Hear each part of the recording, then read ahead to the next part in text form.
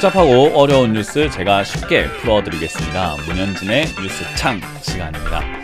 우리가 뉴스를 보게 되면요, 뭘 봐야 할지, 그리고 내가 어떤 뉴스를 봐야 투자하는데 도움이 될지 잘 모르신단 말이에요. 그런 거 제가 쉽게 풀어드리고, 여러분들이 봤을 때 도움이 될 만한 뉴스를 제가 많이 뽑아오니까요, 항상 많이 시청해주시고, 도움이 되신다면은 좋아요와 구독, 그리고 알람 설정까지 해주신다면 좋을 것 같습니다. 자, 그리고 매주 화요일과 일요일에 제가 무료 강연 온라인 공부방 열어놨으니까요, 화요일 오후 9시, 일요일 오후 9시에 여러분들 오셔서 좋은 이야기 실시간으로 들으면 더 재밌습니다. 많이 오셔가지고 하나라도 더 배워가시길 바랍니다.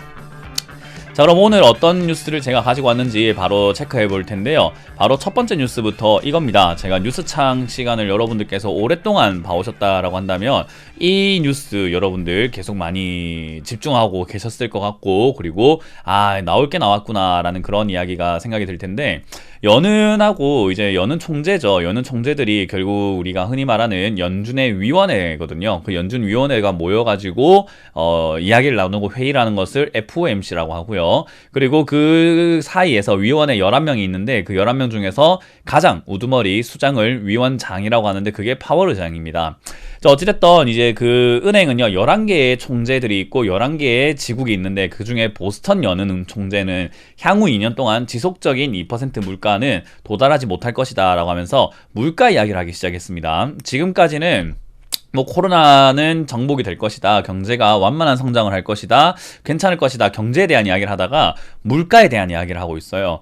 제가 작년부터 이제 조심해야 되는 것이 바로 물가다, 2021년은 가장 중요한 포인트가 무엇인가 하면은 물가다, 인플레이션과 금리 인상이다 라고 말씀을 드렸는데, 이제 그걸 의식한 것 같죠. 물가가 안정적일 거다라고 하는 이제 위원회의 말이 있습니다. 그래서 안 될 거다, 2%는 넘지 못할 거야, 그러니까 물가 상승이 오래 걸릴 것 같으니까 양적 완화 계속 할 거야, 그러니까 금리 인상 걱정하지 마 라고 하는 그런 부분들이 있고요.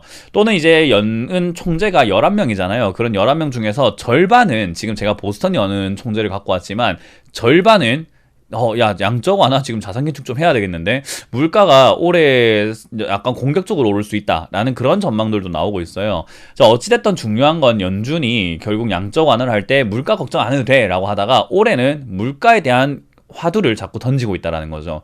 그 말은 결국 이게 변수가 될 것이고, 물가가 생각보다 빨리 오르게 되면 금리도 생각보다 빨리 오를 수 있다. 그러면은 금리가 오르면 은행에도 돈을 맡겨야 되겠다라고 하는 사람들이 증가할 것이고, 은행에 돈을 맡겨야 되겠다 생각하는 사람이 증가하면은 주식을 팔거나 부동산 파는 사람들이 증가할 수 있겠죠.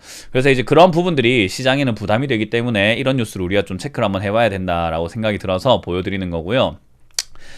JP모건은 이렇게 이야기를 합니다. 올해 세계 GDP가 결국 팬데믹 이전보다는 3%가 감소가 될 것이다 라는 이야기를 하고 있죠. 그래서 이제 19년보다 2021년이 결국 GDP가 성장하지 못하고 그때보다 3%가 더 줄어들어 있을 것이다 라고 이야기를 하는 거예요.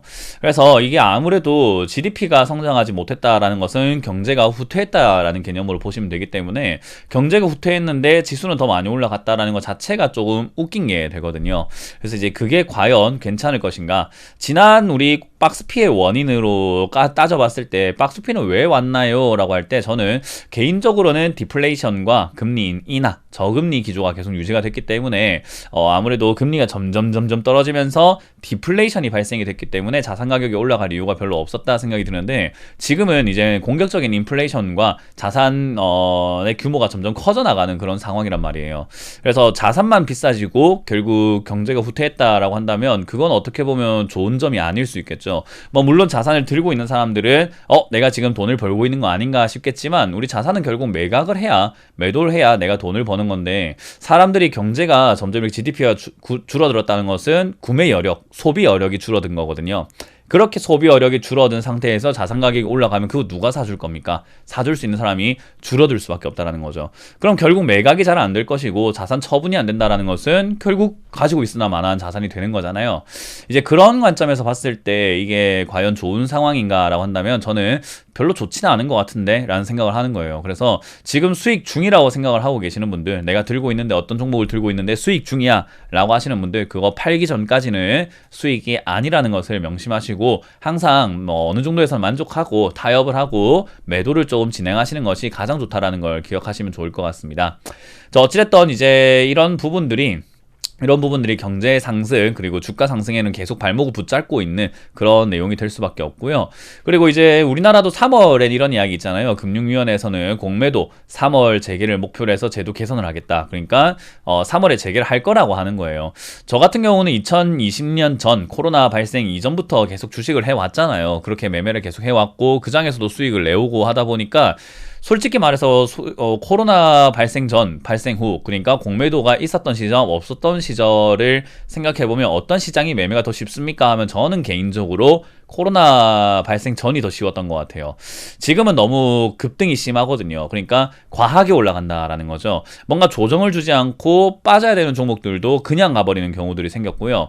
저는 공매도가 없었어도 공매도가 재개가 됐고 이미 시행이 됐고 금지를 안 했다 하더라도 공매도가 있었다 하더라도 지수는 3100포인트를 넘어갔을 거라고 생각을 합니다.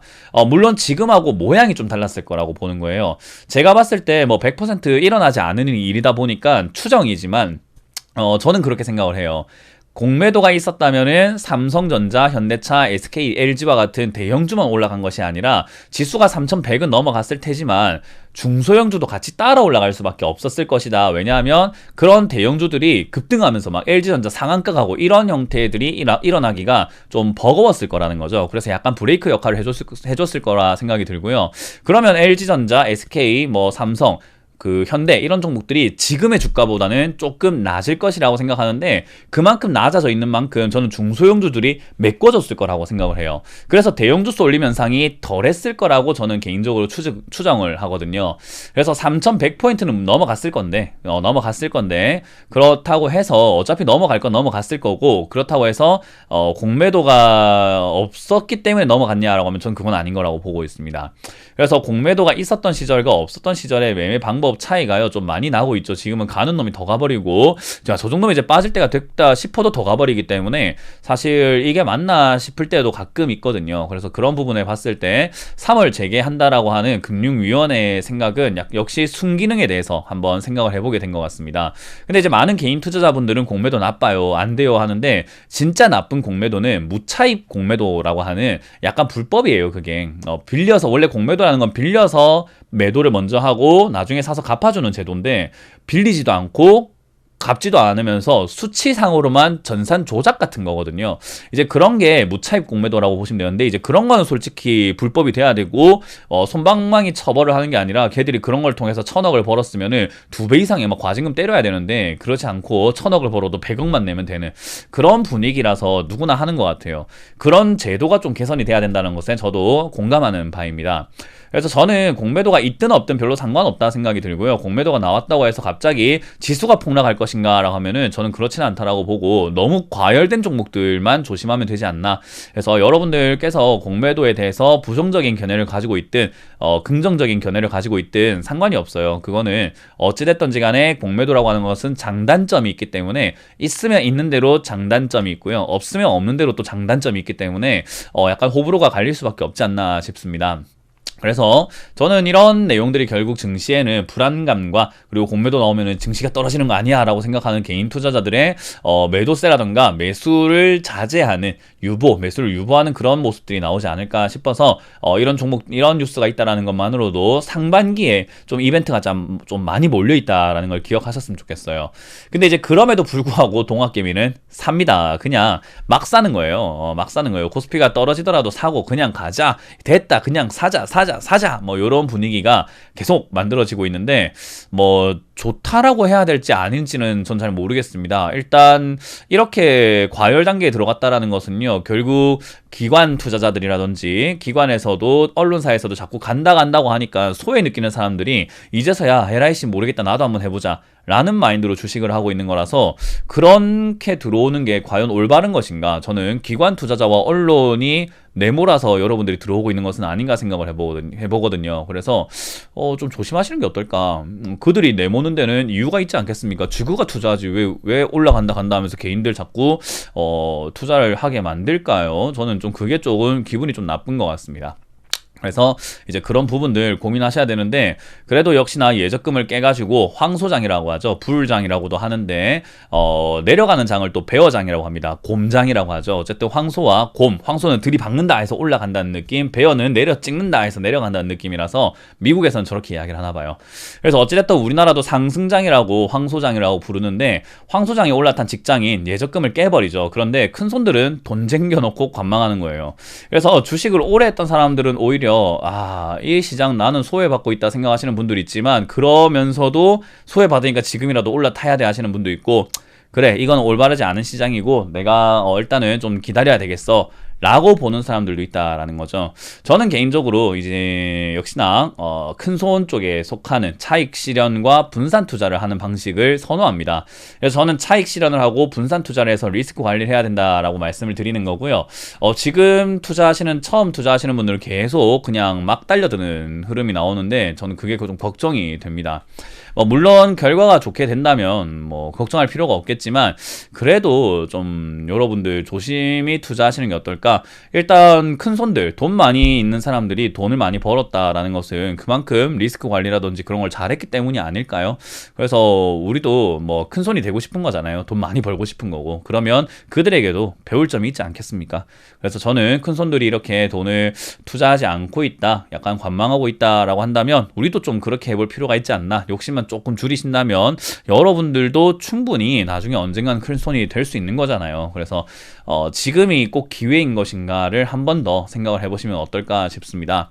어찌됐든 연준에서 물가에 대한 이야기를 했다라는 거, 저거는 결국 물가가 신경이 쓰인다라는 거겠죠. 그래서 신경이 쓰이면 결국 금리 인상 카드를 만지작거릴 수밖에 없다 생각을 하시면 되고요. 그리고 역시나 아직까지는 상승보다는 하락에 대한 우려감들이 더 많은 증시인데, 그냥 사자세, 이런 코스피를 계속 사자, 동학개미 사자, 그냥 직장인들 예금 적금 깨서 사자 하는 그런 돈들이 자꾸 밀려오니까 물이 자꾸 차는 것 같아요. 그러다 보니까 배가 자꾸 올라가게 되는 거죠.